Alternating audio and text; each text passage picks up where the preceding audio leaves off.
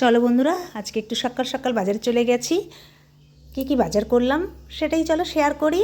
দেখো, পেঁয়াজকলি এনেছি ফুলকপি, শীষ পালং এনেছি, লাউ এনেছি। দাঁড়াও, ব্যাগ থেকে পুরোটা ঢেলে নিই, তারপরে তোমাদের সাথে সেটা দেখাচ্ছি।